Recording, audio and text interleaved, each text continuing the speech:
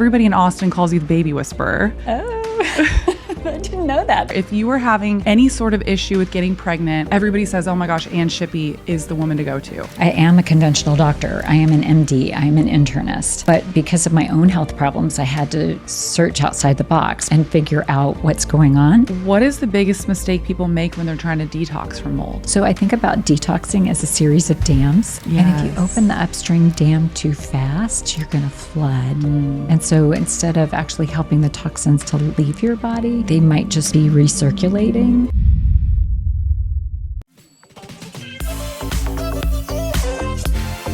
Anne, thank you so much for coming on. I'm so excited to have this conversation with you. I know, me too. I've been looking forward to this so much. So I'd actually been hearing your name for a long time. And then our mutual friend, Jason Karp, invited me to your book party for your book launch. And I was like, oh my gosh, everybody's been telling me about Shippy, that I need to get her on the podcast and to check out her book because everybody in Austin calls you the baby whisperer. Oh, I didn't know that. That's so good to hear. Really? Oh yeah. Everybody talks about you as the baby whisperer, where if you were having any sort of issue with getting pregnant, everybody says, oh my gosh, Shippy is the woman to go to. So I actually had you on the back burner because when my husband and I moved to Austin, I'm 41. We didn't know how it was going to go, obviously. And we took about 6 months before, and we can talk about this too, but my husband and I took about 6 months before we tried just to really clean ourselves up. Like we were doing sauna every day. We did protocols based on our blood work because we were working with a doctor and we were living in Denver. And we did a whole detox protocol and really just got ourselves healthy and ready before we tried to conceive. But, in the back of my mind. I love it that you knew to do that because that's what the book is all about. Like how to get ready for pregnancy at any age. Yes, which is why I want to, Yay, so it works, right? Like, yes. I mean, it really does. Well, I'm living proof of that. And actually, this was when we first met. This is the first thing I said to you when I came up to you. I was like, I am dying to talk to you because I did a whole protocol. I'm 41 and we got pregnant literally on the first try, which is wild because all the statistics were working against me. And I love it that you're living proof to what I'm teaching about because I really so want to give people hope that they don't need to rush into IVF and other alternative options just because they're aging, over 40 or in their 30s. I have so many people that are saying that they're getting pushed into putting their eggs on ice at even like 28 and 31. Yeah. Which makes me sad. What are your thoughts about that actually? Because that really, so I actually ended up doing that. I found my partner much later, which is why I didn't mean to wait until I was 41, but it just took me a long time to find my person. And when I was 35, I started looking into doing freezing my eggs because I started getting really nervous. What are your thoughts about freezing your eggs and going that route? Yeah, I think we don't really talk about the implications of the process that you go through to be able to harvest eggs. And unfortunately, I think a lot of the clinics that are doing the egg harvesting and IVF don't really prepare women or really help them to understand what the risks are. Yeah. So, and there aren't really good studies to map it out for women, unfortunately. So it's really a trade-off that every woman has to make. But I would encourage doing this work to keep your body super healthy and go that road a little bit slower. I have a patient right now who had gone through a similar situation. She wasn't quite ready to have children yet, hadn't met her partner, and was in her mid-30s. And she came to see me about about a year after doing the egg harvesting, and she just hadn't felt quite right. The whole process of pushing the body so hard left her with irregular cycles and not feeling like herself. So it had really disrupted her whole HPA axis. And I'm optimistic that we're going to get her back on track. It helped other people, but it just, front and center is showing me what can happen. And then I also have a patient who, she came to see me after she had done IVF, and she did end up with a little girl who's 3, but it really caused her endometriosis to get very severe going through that process. And the endometriosis got so bad, it infiltrated into her ureter and her kidney, and she had to have her kidney removed. Man, oh wow. So these things They don't come without risks. they don't come without risks. Losing a kidney is not a common thing, but I do, she and I are both suspicious that that is a big part of what caused things to get so severe because of the timing of things. Yeah. And this is why I love so much the work that you do, because, if you think about it, if you zoom out from the conventional medical perspective, they tell you that we don't have any other options. They just say, oh, well, if you're struggling to get pregnant, we're just going to have to pump you full of hormones and immediately direct you to IVF. And actually, I have a close girlfriend who's actually going through this right now, where she was dealing with 2 years of infertility, has done every single test under the sun, has, her and her partner have detoxed. They've done sperm tests. They did all this stuff, everything, probably literally everything that it says in your book. Turns out she just had endometriosis and literally had a blocked fallopian tube. And when she found that out, and by the way, her conventional doctors were pushing her to go to IVF. And when she found that out, this doctor said, even if you had done IVF, it probably most likely definitely would have failed. And so it's so sad to me that women are automatically just pushed into IVF. And this is why I love the work that you're doing, because you're having conversations and you're sitting down with couples and going, okay, well, let's eliminate every other possible scenario first. Let's make sure that your sperm is healthy. Let's make sure that your hormones are on track. What are some of the things that you're seeing with couples that are coming in that are dealing with infertility that you're able to turn around? Yeah, there's usually some source of inflammation and toxicity. So with patients in the clinic, I like to do a lot of testing. So we look for environmental toxins, including toxic mold, which I know that you're familiar with. Unfortunately, yes. Unfortunately, yes. We look for nutritional deficiencies. We look for mitochondrial dysfunction. We look for whether there's some genetic predisposition going on. What's going on with autoimmunity? Is your thyroid balanced? There's so many things that we can look for. And usually we can find some combination of things. It's not usually just one thing that's going on. It's kind of the body's hit the perfect storm. But what's so exciting is even if somebody, like this applies for men as well, like if they have a very low testosterone or the sperm counts are super low, we can help the body to get back into balance. And then when our bodies are in balance, we get super fertile. Like we're really built to create life. And so there's, I think that's one of the exciting things about this idea about the mixing the geriatric pregnancy, because that you're like, if you just think about things in the scheme of things, in your 40s, you're in every other way, you're still in the prime of your life. Yes. Why would we even attach the word geriatric or make women feel any less than this vibrant creator of life that they are? This time of year, it feels like everyone is trying to stay healthy through the winter months, and I'm always looking for simple, natural, and honestly delicious things to add to my routine to just help my immune system stay on track. I've been reaching for Manucora honey a lot more in the winter. Colder weather, more time indoors, travel, and just wanting something supportive that actually feels nourishing. What I love most is how rich and creamy it is. This isn't regular honey. It has this depth and complexity that makes it feel almost indulgent, but it's still very intentional for your health.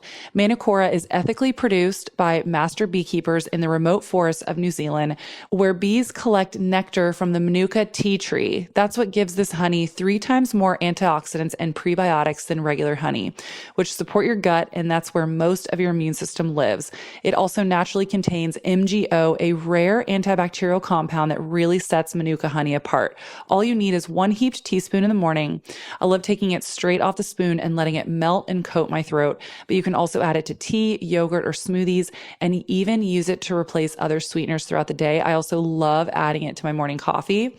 Now it's easier than ever to try Manucora honey. Head to manucora.com/realfoodology to save up to 31% plus $25 worth of free gifts with the starter kit, which comes with an MgO 850 plus Manuka honey jar, 5 honey travel sticks, a wooden spoon, and a guidebook. That's Manucora, manucora.com/realfoodology to save 31% plus $25 of free gifts. When your mitochondria work better, everything just works better. And if you're like me, you've realized that you can't out-train, out-coffee, or out-willpower low energy anymore. There was a time when I could get away with bad sleep and still feel fine. That time has passed. And what I've learned is that feeling good actually starts way deeper than motivation. It starts at the cellular level. This is why I take Timeline's MitoPure gummies. Their gummies support cellular energy by helping renew mitochondrial function, which is basically your body's internal battery system. Think of it as plugging yourself in instead of just slapping on another cup of coffee and hoping for the best. This is one of the few daily habits I actually stick with because it's 2 gummies, not another pill, not another powder, not another, you need a blender for this situation. They're also sugar-free and they legitimately taste really good. I keep them next to my coffee so I don't forget, which I would otherwise. They're sugar-free, like I said, they're vegan, they're non-GMO, and they're backed by over 15 years of research in mitochondrial health. So it's science first, not hype first. Support your cells and how you age with MitoPure gummies from Timeline. Visit timeline.com/realfoodology and save up to 39% off your MitoPure gummies. That's timeline.com/realfoodology. Why do you think that conventional medicine just calls pregnancy after 35 geriatric instead of actually looking to get to the root cause? I mean, I guess I kind of know the answer because they don't look for the root cause. But why are we not treating this as bio-individual care? Exactly. No, super well said. And I think that's really, that's for me, I am a conventional doctor. I am an MD. I am an internist. But because of my own health problems, I had to search outside the box because traditional allopathic medicine let me down. And so I had to use my chemical engineering brain to start looking at systems and how we can run our little mini experiments and figure out what's going on. Whereas most physicians kind of have the box that they have, the tools that they have in their toolbox are limited. So I do think these conversations are somewhat threatening for most reproductive endocrinologists or fertility doctors because they don't have these tools in the toolbox. They don't know how to look at the toxin levels and help somebody to detoxify safely. They don't know how to rebuild the mitochondria. They don't know how to heal the microbiome.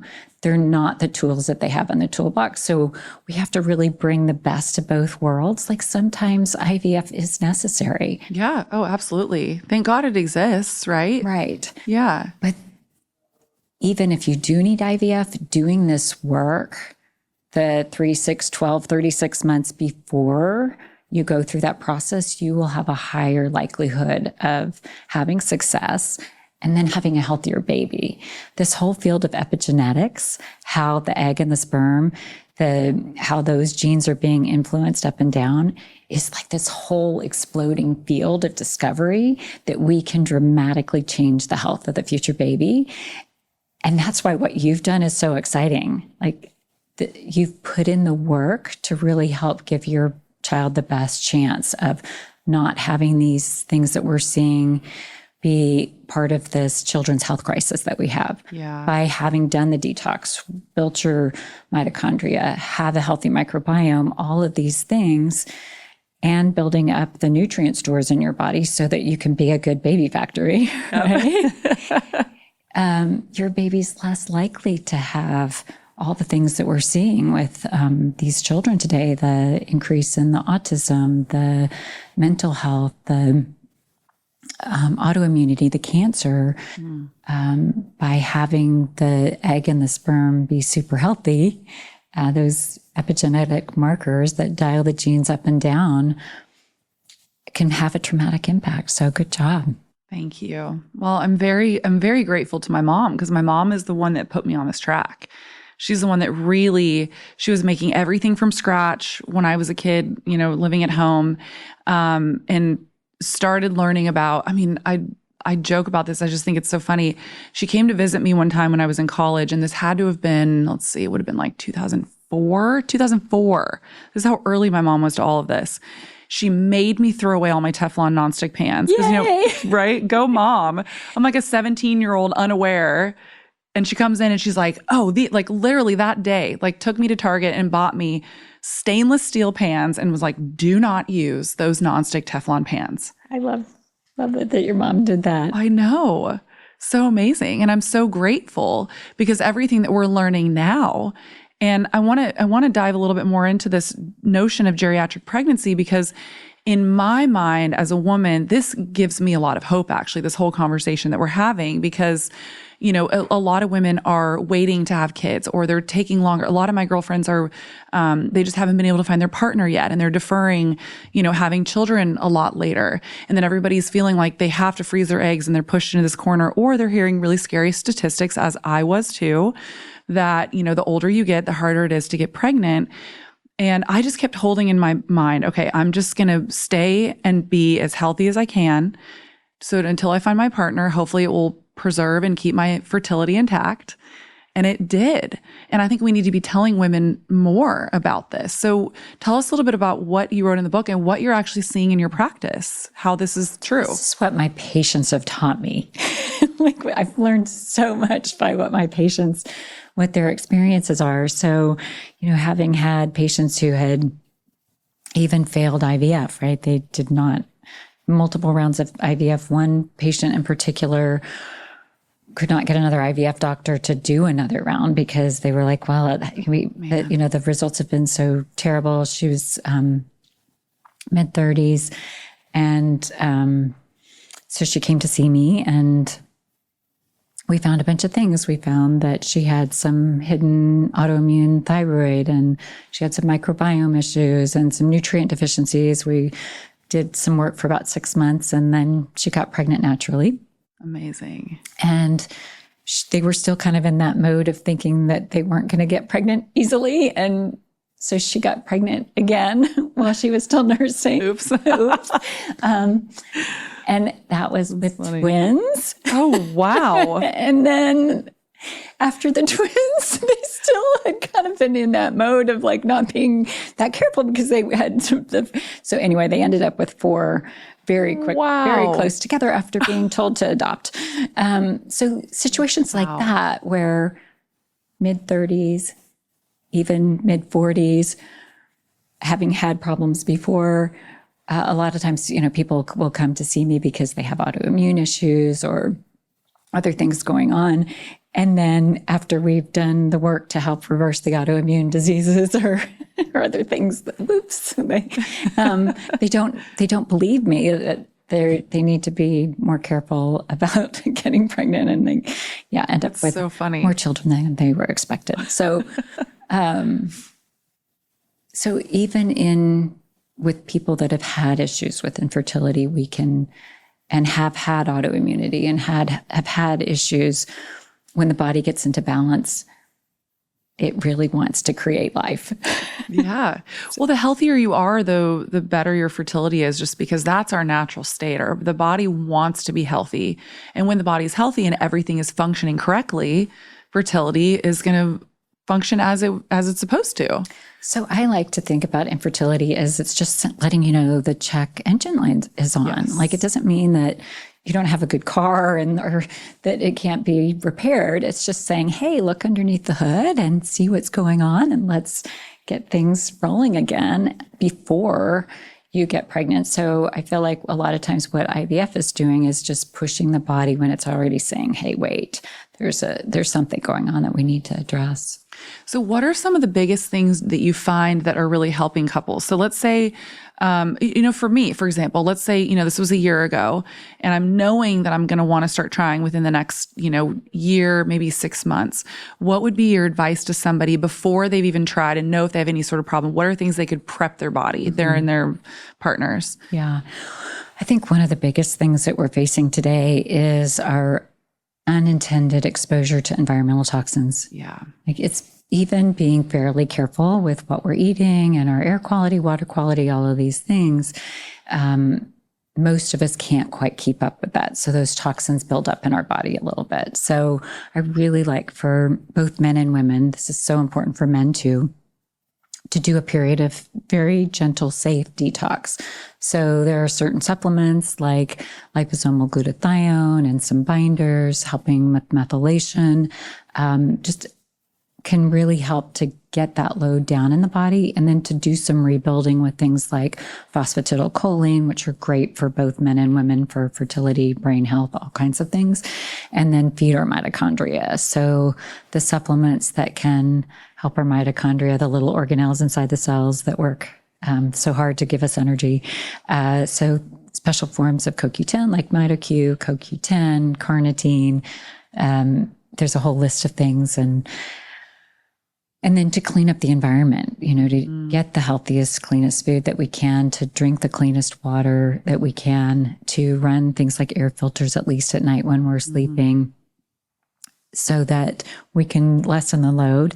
And this is important for babies, for children anyway, because when they come into the world, their detox pathways aren't fully developed, and they need a clean environment to thrive. I think that it's their early exposures to things, what they're already born with, can set them up for issues with autism and other health issues. So the cleaner we can have things for them, the better.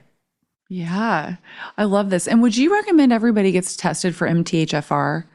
Absolutely. Because I've been diving more into that, and I just feel like I feel like this should just be a test that everybody tests their baby for when they're born. So I really like to do a test, and it's all covered in the book too, on there are multiple methylation genes. So MTHFR is one, and there's several others, MTRR, CVS. So what's really so fun to do, my chemical engineering brain loves looking at these multiple steps in the methylation pathway. So homocysteine and several others that ultimately help us to make glutathione, which is one of the main things that we make in our body to help us to be able to detoxify that often gets depleted. So looking at that whole pathway along with the genetics, so we can see what things we can be doing to optimize our methylation. And that's so important for fertility. If you're finally ready to fix your gut, make your hair healthier and stronger, and add a little extra glow to your skin in 2026, you need to add colostrum to your daily routine. Today's sponsor, Cowboy Colostrum, offers the highest quality bovine, that's cow, colostrum available in the U.S. It's 100% made in America from 100% American grass-fed cows, which we love. And it really matters when it comes to quality and sourcing. What sets Cowboy Colostrum apart is that it's true first day whole colostrum, rich in powerful bioactives like immunoglobulins and growth factors. And don't worry, they only collect the surplus colostrum after baby calves have had their fill. It's also not stripped down or overprocessed. Cowboy Colostrum is whole, full fat, high protein, and incredibly nutrient dense, which is why it's considered the highest quality bovine colostrum you can buy. It's super easy to use too. You just add a scoop of their chocolate, Madagascar vanilla, which is my favorite, matcha, or strawberry into your coffee or smoothie, and it genuinely makes you feel good all day. And beyond gut support, these peptides and growth factors help your skin and hair look amazing. For a limited time, our listeners get up to 25% off their entire order. Just head to cowboycolostrum.com/realfoodology and use code realfoodology at checkout. That's 25% off when you use code realfoodology at cowboycolostrum.com/realfoodology. If you care about what's in your food, you also need to pay attention and care about what you're cooking it in. This is something that a gift that my mom gave me probably about 25 years ago, was she got me to get rid of all of my traditional nonstick cookware because a lot of it still contains forever chemicals like PFAS, the same chemicals that are linked to environmental and health concerns. In fact, studies have found that the majority of nonstick pans still contain these coatings, and even a small scratch can release thousands of plastic particles into your food. That's why I've been loving Our Place. They make beautiful, high-performance kitchenware that's completely toxin-free, so you can cook without worrying about what might be leaching into your food. One of my favorites is their 4-piece cookware set, which basically upgrades your entire kitchen in one move.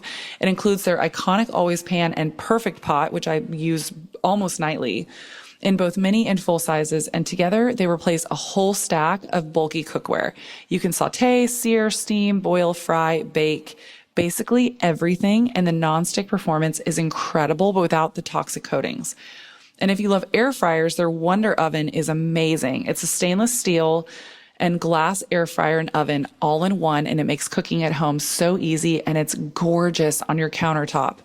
Our Place is actually having their biggest sale of the season right now. Save up to 40% site-wide through April 12th. Head to FromOurPlace.com/realfoodology to see why more than 1 million people have made the switch to Our Place kitchenware.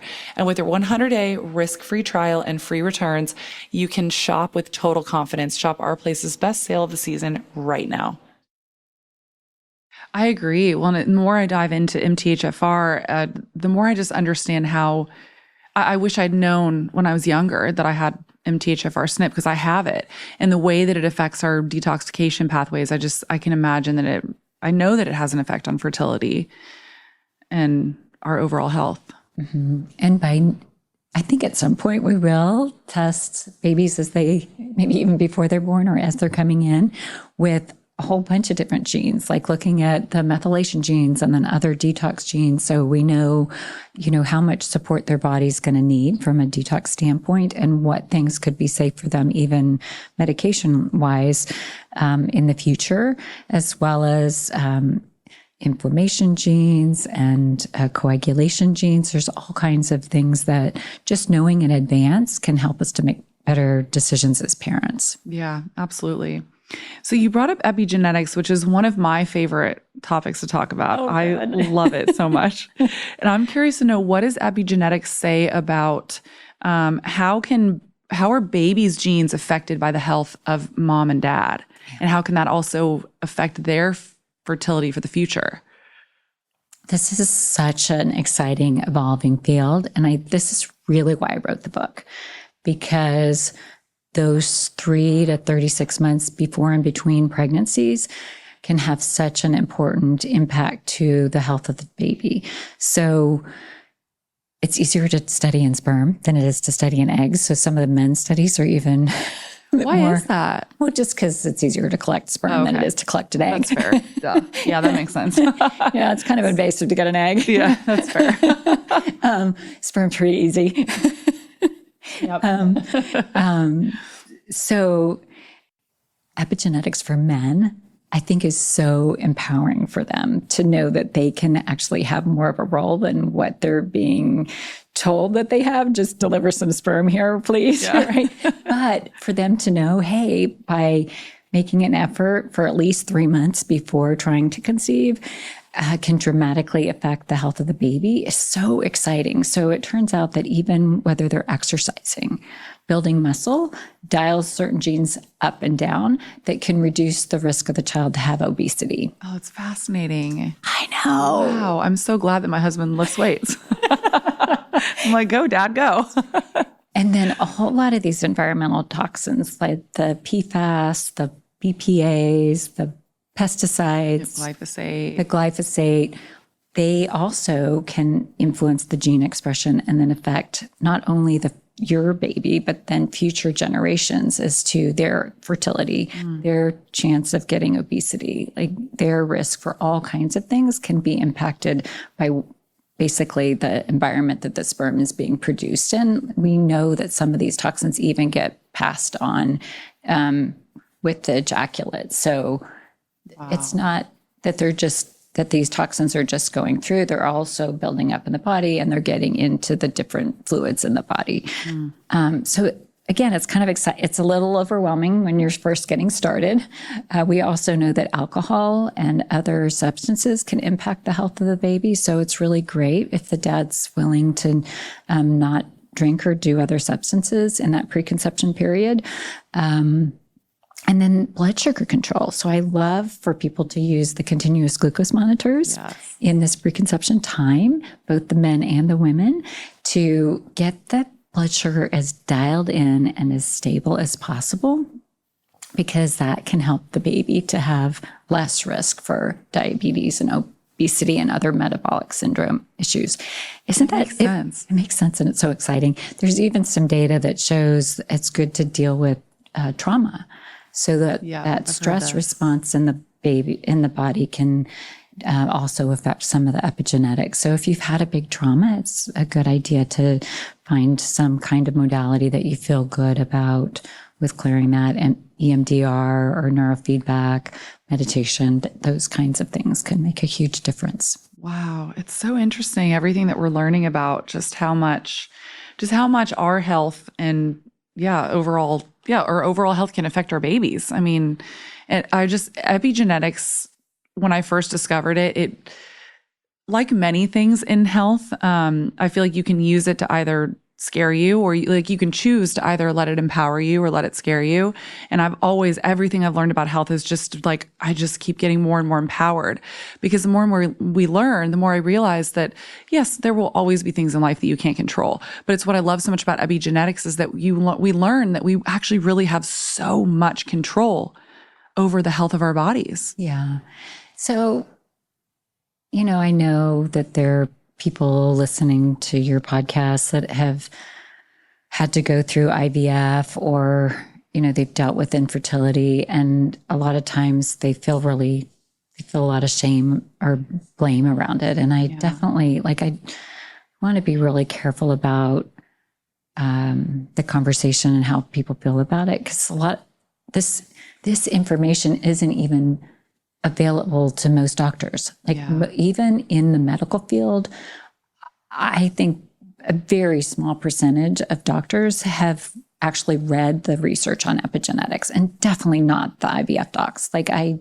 If they did, they would be saying, wait, go do this work beforehand to Better your chances. And really to help your future child be healthier. Yeah. So this is new emerging data, and we're needing to put it together before there's time to do a 10-year study on it, right? Yeah. There's enough evidence that we can really take action and start to improve this children's health crisis. If I was having my kids right now, I'd be very alarmed and very afraid. With the autism rate being 1 in 31 children nationwide, 1 in 22 in California, and 75% of them boys. I have 2 boys. Yeah. It'd be scary to think about rolling the dice, especially, I've got the detox gene issues. I've got methylation issues. I've got all the things. So I want it to be hopeful. I see people with all of these issues. We see the high environmental toxin load. We see the microbiome imbalance, the mitochondria not working well, and we can reverse it. Yes. Yeah. I mean, I know not in all cases, but I know with autism, I have seen some cases in which they were able to do a really deep detox, get the heavy metals out, clean up their microbiome, where they were able to reverse at least some of their symptoms and make their life easier. And for some of them, yes, absolutely. And some of them fully. Yeah.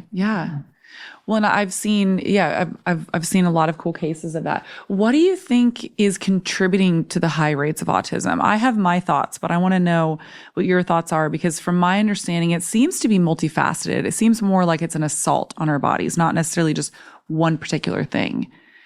That's exactly. We have clues on associations, and we have to put that together, right? If we keep this escalating rate, it's going to be too late for humanity, right? It's really going to be really concerning. Yeah. And just to be really clear, I'm more specifically talking about, I'm not talking about somebody that's just, a little bit on the spectrum and they're really smart. The autistic cases that I'm particularly concerned about are the ones where they're nonverbal. The parents are really struggling because the babies are scratching them. They can't talk. They're, having to wear diapers into their 20s. They're hitting their heads on the wall. It's very hard on not only the child, but the parents as well. And it's something that we owe to these families to figure out. I agree. Yeah. Yeah. So I think it's genetics meets epigenetics meets environmental toxins. Yeah. And I, that's just with what I've seen with the patients that I've worked with.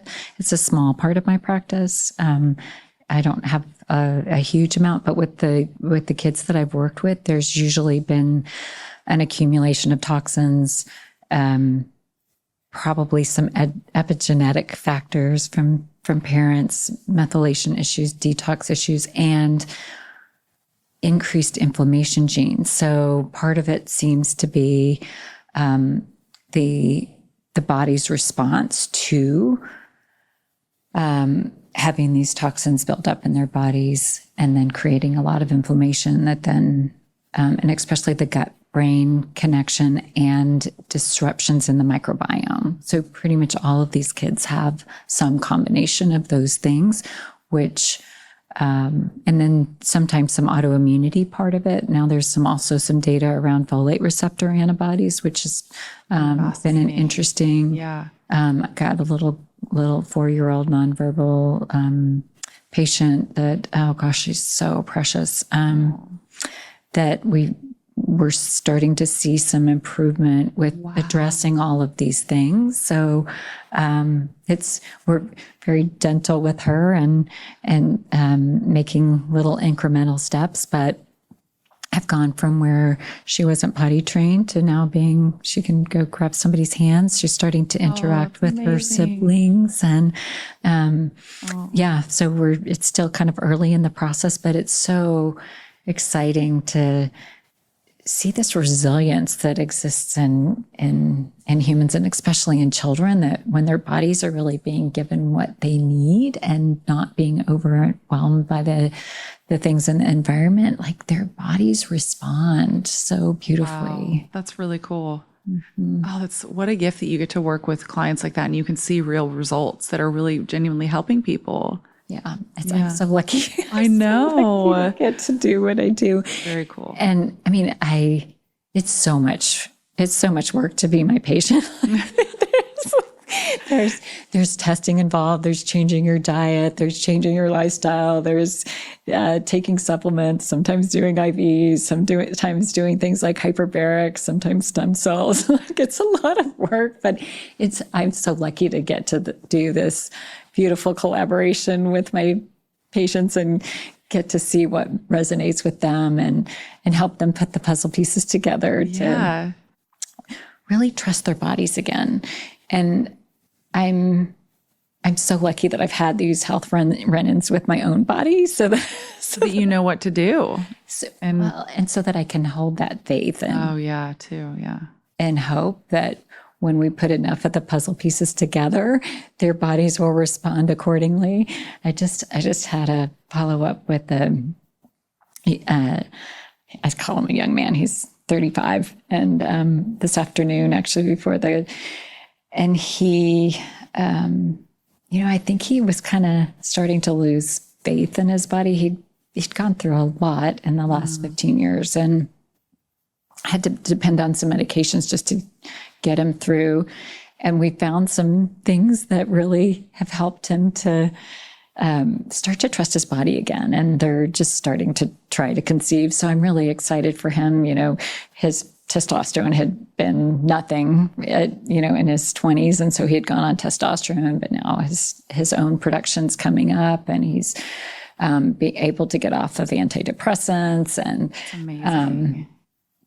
And what a gift to get to come in to be a dad when you're actually feeling good in your body rather than kind of dragging through life and feeling like you don't have the tools that you need to feel good. If you're looking for a delicious drink that will improve energy, focus, and support healthy inflammation levels, you need to try Paleo Valley's Superfood Golden Milk. It combines the profound, well-demonstrated health benefits of turmeric with other nourishing certified organic superfoods such as lion's mane, reishi, cordyceps shiitake, Ceylon cinnamon, ginger, and more. Plus, they've added organic coconut milk for its brain-supportive MCTs, black pepper, Himalayan pink salt, and organic monk fruit for an amazing taste and maximal absorption. Inflammation is an important part of the body's natural healing process, but unfortunately, our modern lifestyle, diets high in sugar, unhealthy fats, stress, allergies, poor sleep, environmental toxins can trigger chronic inflammation, which can become the foundation of modern-day disease. Turmeric tea is also something that the Okinawans, who were known for their longevity, drink on a daily basis. However, turmeric tea can have a harsh, bitter taste that does not appeal to everyone.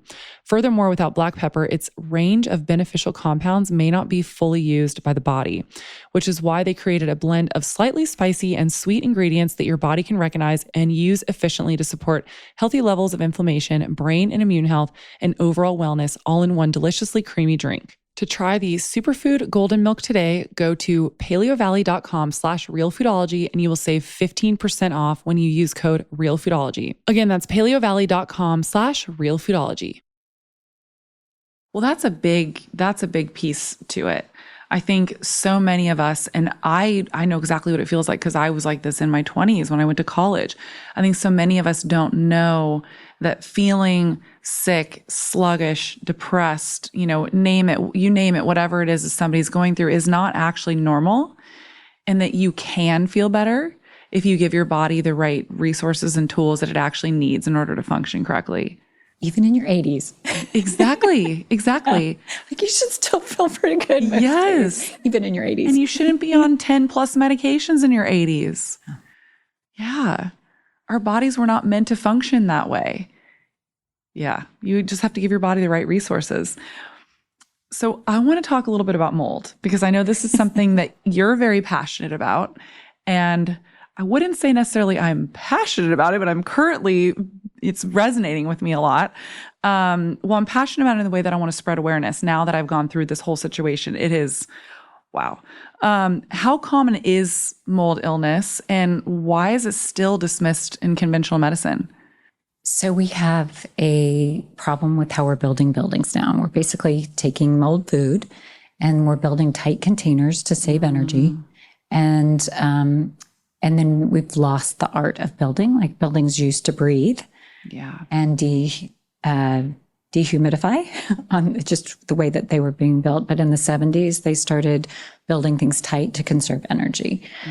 And then so many things just aren't done well now with buildings. The flashings are not you need a lot of detail to waterproof a shower, to make sure that a chimney doesn't leak, like all these things. And that attention to detail is just not even happening. I just had a patient today with the $5 million home that multiple things weren't done properly. Like it turns out that 90% of the windows weren't flashed properly. The showers weren't sealed. And then there had been a leak during construction that never would, like they should have pulled up the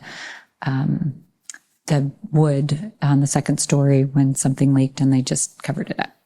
So a lot of times it's that just the building materials and the attention to detail, even in like homes that people are paying a lot of money for.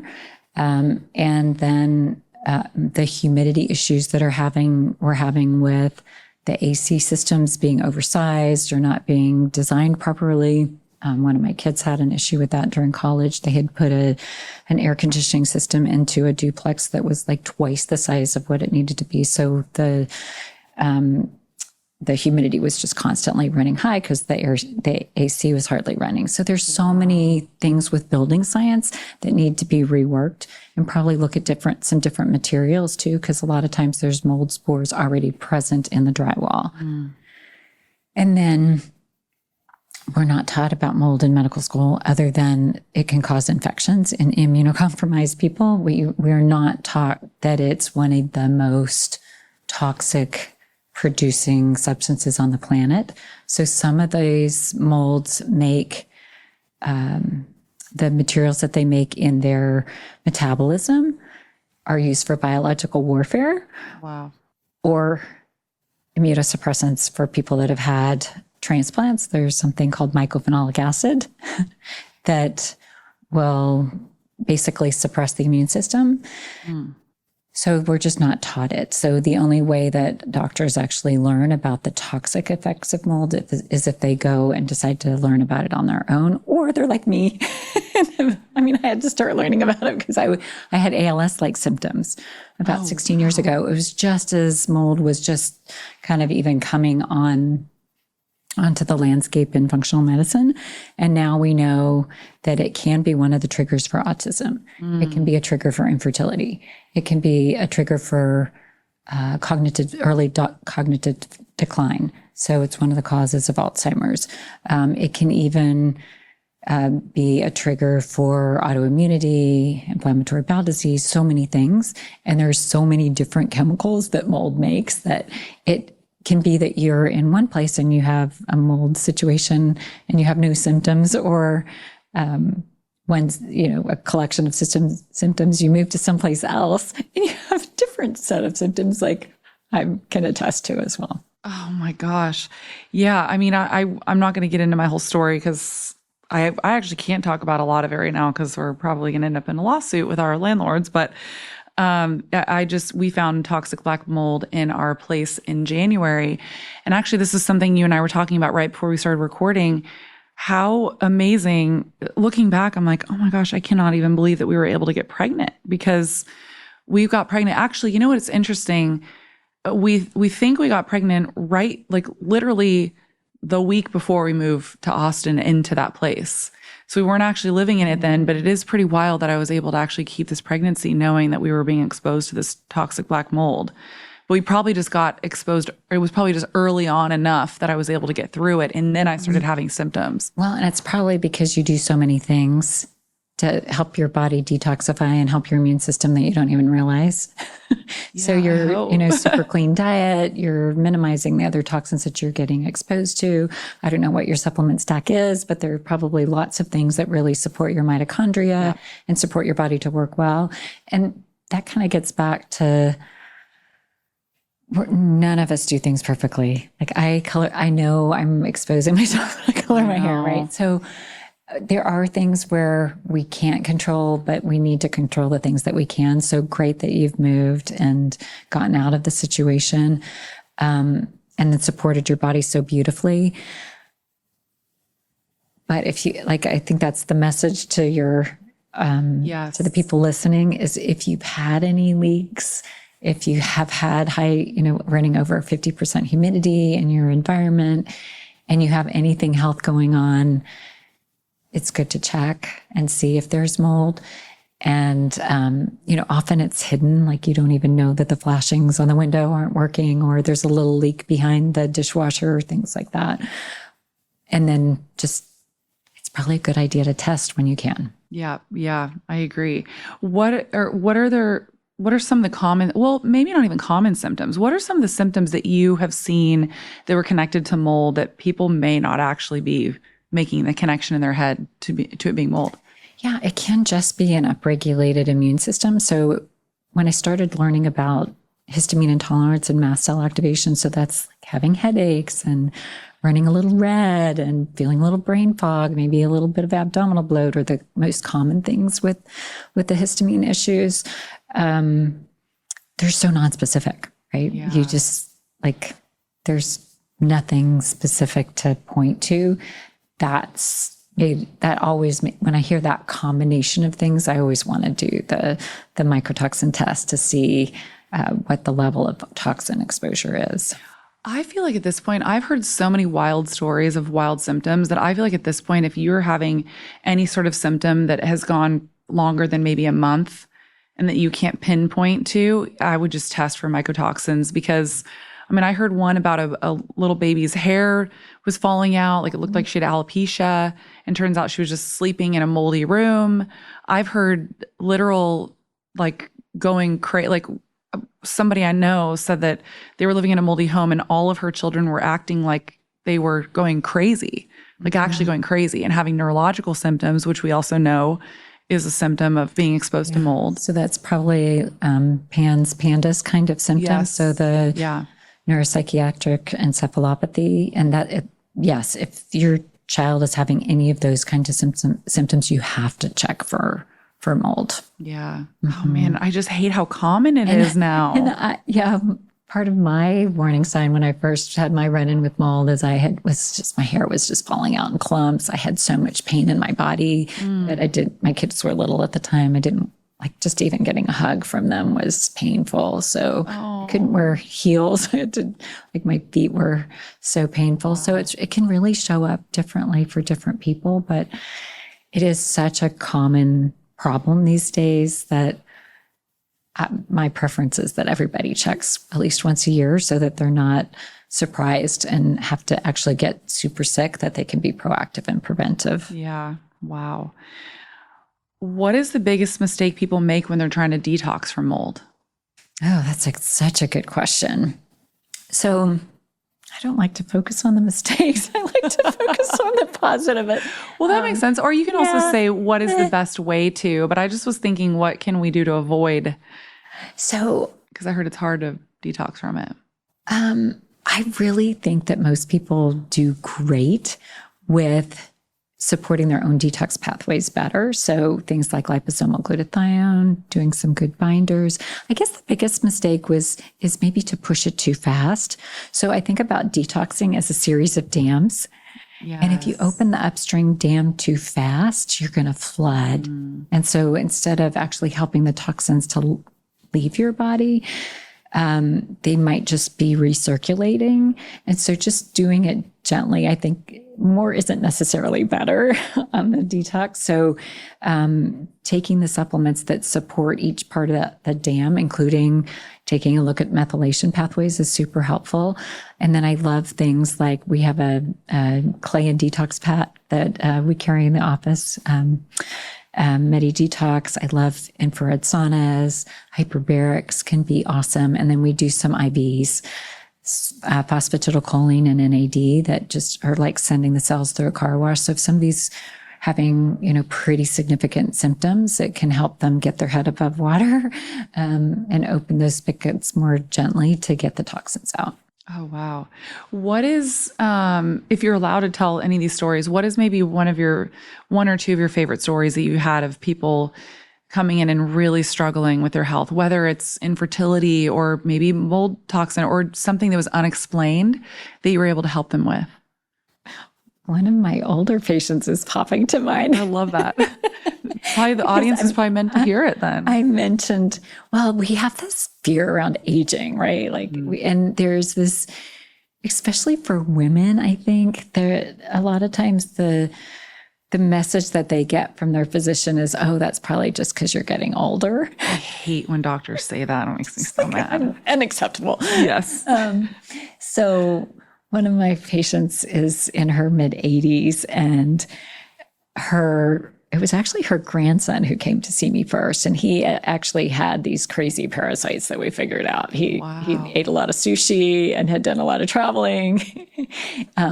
He was right around 30, and he really thought he was dying. So we got him tuned up, and then his mom came, and she was just really feeling, she was in her mid 50s and just feeling like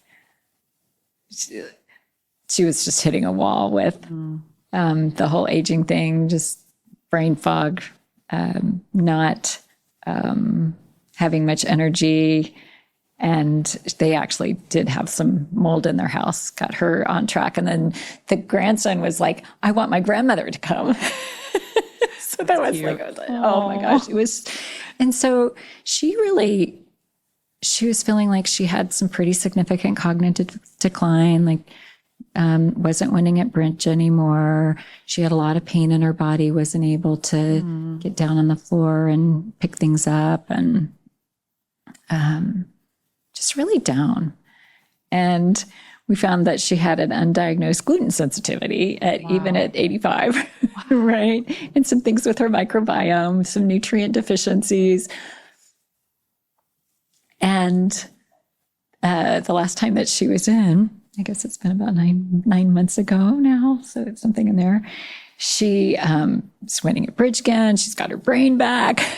It was so fun doing everything independently, not driving, but everything else. And good energy. She's, cooking and doing all these things. And I happened to drop something on the way out, and she picked it up before I could. Wow. So that so inspired me that even in your mid 80s, it's possible to heal from these things that aren't supposed to have good answers. So we definitely, it makes sense to take a look at what's out of balance in the body and then address the things that we can find, and then see how the body can come along even when that would be called advanced. That is advanced age, right? Yes. So even at advanced ages, your body has a tremendous capacity to heal. I love hearing that story so much, because a lot of what I talk about on this podcast is, it's because, I get questions all the time where people say, well, you're going to die anyways. Like, why go through the effort? And I always tell people is that because I don't believe that we're inherently meant to just break down, be sick, be fatigued, and then just be on all this medication when we're in our 80s or 90s. I'm looking to the future going, I want to have energy for my kids, my grandkids. I want to feel good for as long as I can on this planet. And I don't believe that it's inherently just a part of our aging process to feel bad. And I think prevention is really hard to measure. Yes. Like, it's very hard to measure. Kind of measure it in populations, but even then we're not very good at it. Yeah. And so we have to just really check in with our own individual bodies and check in with it. Like, okay, what do you need? What do I really need to have for prevention? I love doing the genetic testing, like really advanced genetic testing, to help to guide us to know what some of the workaround things are. Yeah. But I think a lot of times intuitively, and I so love that you're talking about this and giving people hope and inspiration, that it doesn't have to be just a decline. That Yeah, I don't think it has to be doom and gloom and decline. And I don't think you need to go into your doctor and have them just say, oh, that's just what happens, with aging. I don't think it has to be our story. Okay, here's another story. Okay. So a patient had come to see me postpartum with postpartum depression. And we found a whole lot of nutrient deficiencies, some shifts in her microbiome, her mitochondria were struggling, and we got her back on track. She quickly gets pregnant with number 2. Wow. Oh, A little sooner than oops. a little sooner than we'd hoped. But her whole pregnancy was so much better when we had done that work to tune her up. Wow. And then she didn't have postpartum with the second one. Wow. No postpartum depression. She felt good. So I think a lot of times these symptoms that we have are just letting us know that something's out of balance. And, I think the usual story would be once you've had postpartum depression once, you're probably going to have it again. So to know that, I think also part of this tune-up to before pregnancy can help you to have not just more fertility, but healthier pregnancy and then better postpartum. But I still love it when I get to tune people up after the pregnancy. Like, I really encourage people to get back in within 6 to 8 weeks. And this will be for you postpartum. Yeah, I know. I was literally just thinking that. I'm like, oh, mental note. Yeah. Double check your microbiome, because definitely pregnancy can kind of shift things. And then make sure that this, what's so amazing, I think, about humanity is that the babies really can take the nutrients that they need from mom. So that they can have the best chance of thriving. And then if we can do the really detailed nutritional testing, looking at amino acids, essential fatty acids, your trace minerals, your mitochondrial function, all these things, and then tune you up from there, it just makes that whole postpartum period a lot easier and more enjoyable. Love that. And I hope this gives women hope, because I think that's a fear amongst many of us. At least it is for me, because we always think, what if I get postpartum depression after? And that gives me hope to know that, it could just be a nutritional deficiency. Absolutely. And this is not at all to minimize anyone's experience. Everyone has postpartum different depression is, yes. oh my gosh, it is so scary for women and for their spouses. Yeah. Like that, it really is one of the things I think it's so important to try to prevent. Yeah, absolutely. So if there's things that we can do, let's dive a little bit and get more specific. So if a woman is dealing with it, or if she wants to try to minimize postpartum depression, what would you say would be maybe your top tips in order to hopefully avoid it? Yeah, I think it's really good to, if we can test to do something like a NutriValor ion profile, look at the microbiome, it's best, but you can't go wrong with taking a nice dose of some B vitamins, really making sure that you're getting good protein. There are some supplements that help with nitric oxide repletion, because that can be super important postpartum because your body's just pulled a lot of those things out. So Smart, yeah. things like Neo 40 can be great. Then nice antioxidants like curcumin, CoQ10, phosphatidylcholine, I think, is something that everybody needs to be on because that PC is amazing. For just helping everything work better. It helps with cell membranes, mitochondrial membranes. I sound so nerdy. No, I mean, I love it. I'm eating it up because I'm the same way. Okay. No, I love it. Yeah. I love it. And that, like, if I was just going to pick one thing for women to be on during pregnancy and postpartum, it would be phosphatidylcholine. Okay, good. My favorite ones are on our website, but it's like it helps make healthier baby brains. It helps baby cells. Okay, good. Yeah. So yes. I was very happy to learn because I was taking it for the last year or so up until we got pregnant. And I was very happy to learn that I could take it during pregnancy. So good. So, okay, good. Yes. So I'm on the right track. Why do you think that so many people feel better when they travel to Europe and eat the same foods? That's not the case as much as it used to be. Like 10 years ago, it was pretty much fairly dependable. That is true. I can confirm. And I think it's because they have different requirements for everything. Everything from the mycotoxin levels in coffee. Yeah. They have different standards. The way that pesticides are used is different. A lot of times the grains that they grow are different. So it really just is a better environment that most people feel better there. They also have, like, I'm just thinking about my, some of my patients that have spent some time in London, though. Like, that's definitely been an exception where they deal with so much mold there. Interesting. Probably because of their weather, I would assume, right? Yeah. Yeah. And some of the building issues. Yeah. Yeah. Okay. That's fascinating. Yeah. You know, you make a really good point. So I used to travel with a pop star as her nutritionist, and we spent a lot of our time in Europe. Yeah. And this was about, wow, I can't believe this has been almost 10 years ago now.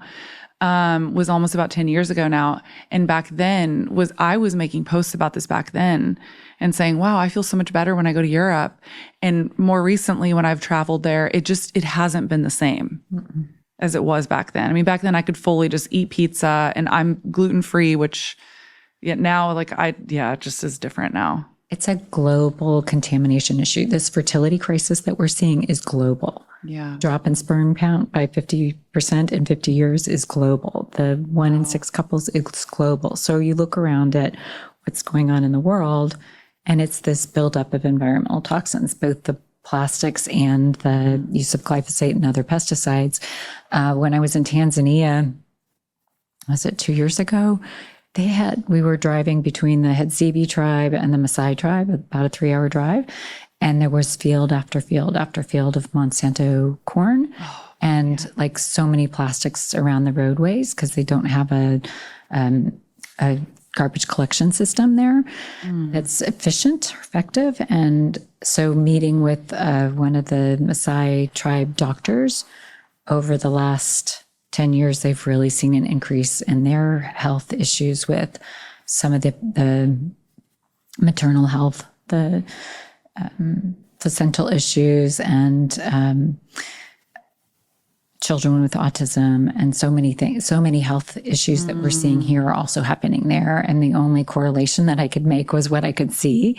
So it kind of makes sense with what we're seeing with some of the epigenetic data around the glyphosate and the plastics. Wow, that's so sad. I think they're starting to use more glyphosate in other countries now, whereas before they weren't using it as much as they are now. Oh, man. Is it fair to call every pregnancy starting at 35 geriatric, or do you think that it's a cop-out for not addressing root causes?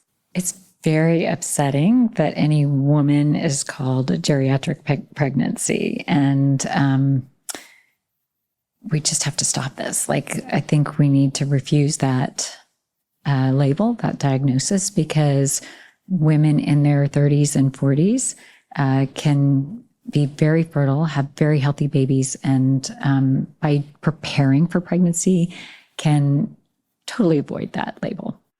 This is something that I've been getting on my soapbox about so much recently, and we talked a lot about it in the beginning of the episode.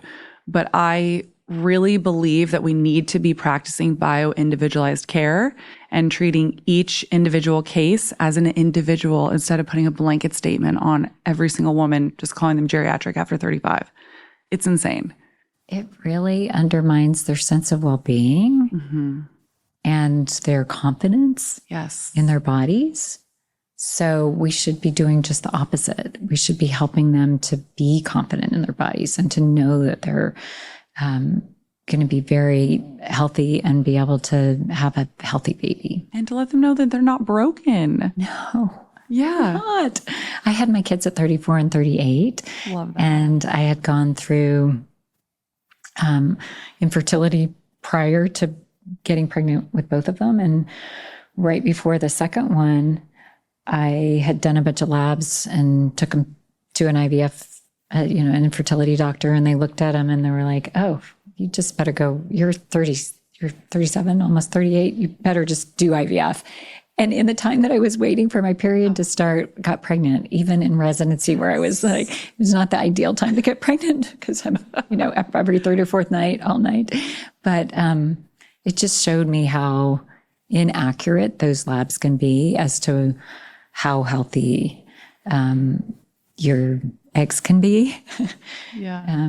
So I just really, it's alarming how many women are being encouraged to just bypass their bodies. I completely agree. And I think that's a great place to end. I have so many other questions I want to ask you, so I feel like I'm going to have to bring you back. Oh, good. I'll hang out with you anytime. I know, because I loved this. And I just think the work that you're doing is so amazing and you're helping so many people.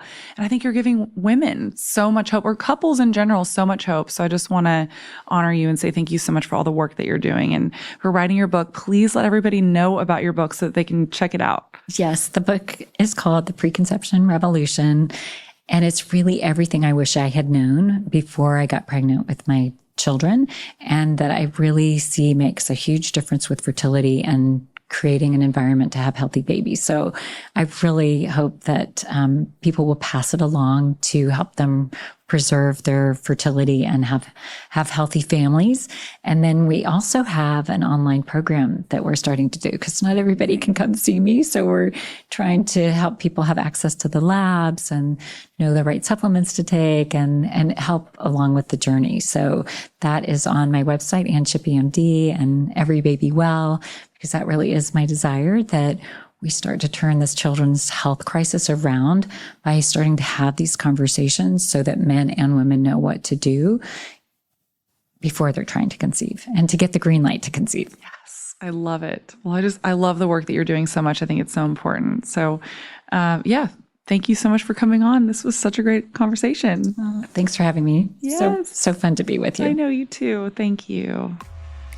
Thank you so much for listening to the Real Foodology Podcast. This is a Wellness Loud production produced by Drake Peterson and mixed by Mike Fry. Theme song is by Georgie. You can watch the full video version of this podcast inside the Spotify app or on YouTube. As always, you can leave us a voicemail by clicking the link in our bio. And if you like this episode, please rate and review on your podcast app. For more shows by my team, go to wellnessloud.com. See you next time. The content of this show is for educational and informational purposes only. It is not a substitute for individual medical and mental health advice and doesn't constitute a provider-patient relationship. I am a nutritionist, but I am not your nutritionist. As always, talk to your doctor or your health team first.